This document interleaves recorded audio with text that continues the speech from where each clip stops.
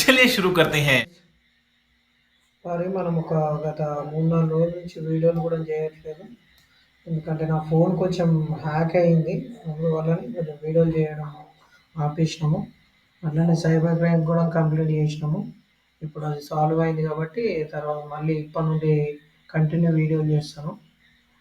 ఈ మధ్య ఇవి కొంచెం ఎక్కువైపోయినాయి అన్నట్టు హ్యాకింగ్స్ అన్నది. ఓకే. ఇప్పుడు వచ్చేసి మనకు లెవెల్స్ చూద్దాం.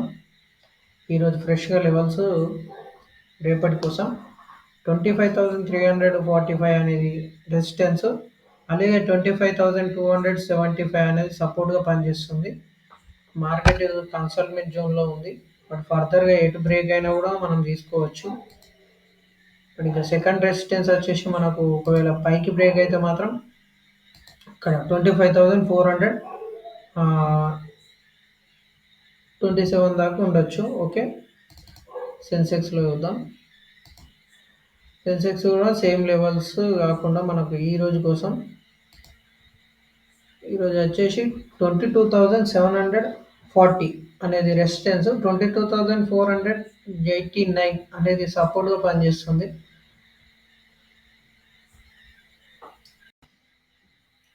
ఇప్పుడు ఒకవేళ 82,740 బ్రేక్ అయితే మాత్రం మనకు ఫర్దర్గా 83,747 ఉన్నది. బట్ ఇది బాగా లాంగ్ అయింది కాబట్టి మనం నియర్ బై ఏదైనా రెసిస్టెన్స్ ఉంటే చూసుకున్నాము. ఓకే. నియర్ బై వచ్చేసి మనకు ఇక్కడ 83,029 అనేది ఒక రెసిస్టెన్స్ అవుతుంది. ఓకే. కలర్ చేంజ్ చేసుకోవాలి. మనం మళ్ళీ మార్కెట్ చేసేటప్పుడు మనం డిస్టర్బ్ కావద్దంటే ఖచ్చితంగా రెసిస్టెన్స్కి వచ్చేసి రెడ్, సపోర్ట్కి వచ్చేసి గ్రీన్ పెడితే మనం డిస్టర్బ్ కావప్పుడు మంచి మనకు ఒక విజన్ అనేది ఉంటుంది అన్నమాట. అట్లా ఓకేనా.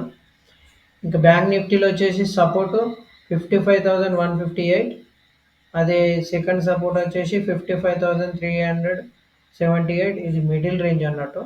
55,542 బ్రేక్ అయితే మాత్రం 55,693 వరకు చూడొచ్చు. ఓకేనా.